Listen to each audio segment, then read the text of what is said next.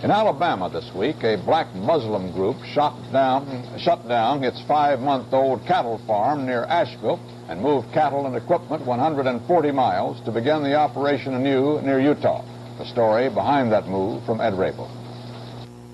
The black Muslims of St. Clair County, Alabama, are leaving after 5 months of white hate, hostility, and harassment directed at them. 30 of their cattle were killed last week by arsenic poisoning. The Muslims are moving their cattle to a farm in Greene County, Alabama, 140 miles away.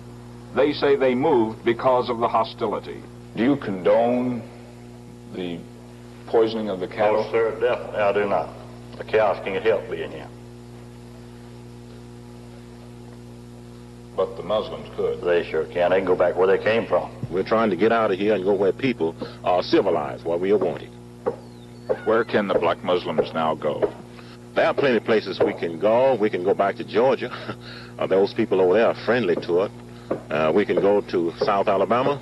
We plan to go south from here and go where we think we can operate.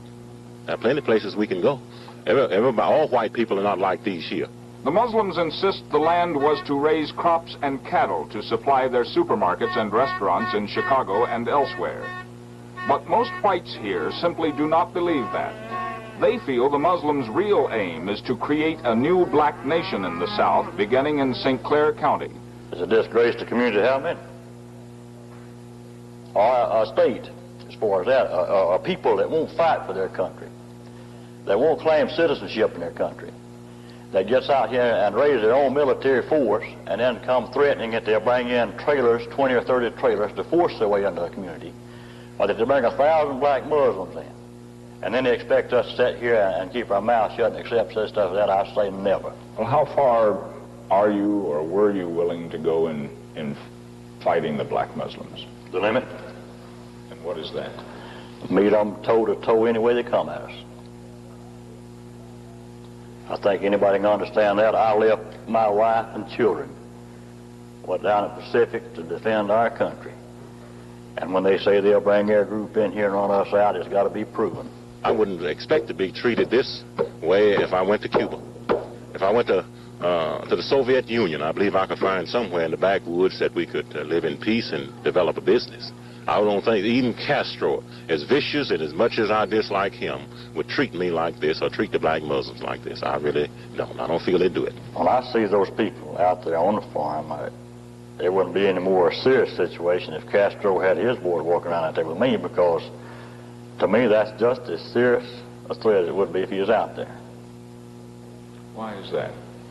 Well, they boldly say what they're here for, to make a nation and get rid of us white devils.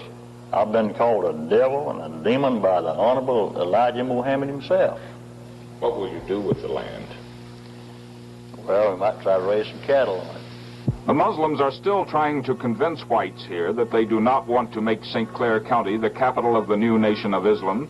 And despite this setback, the Muslims say they will persist in their plan to buy up thousands of acres of land in the South, not to raise an army, but just crops and cattle. Ed Rabel, CBS News, near Asheville, Alabama. The Food and Drug Administration has contracted for a stepped-up investigation of the artificial sweetener saccharin used commonly in diet foods and drinks. A recent study showed saccharin produces cancer in the bladders of mice, and the government asked for an evaluation of saccharin studies within 2 months. There is cause for concern, said a spokesman, but no cause for panic. The president of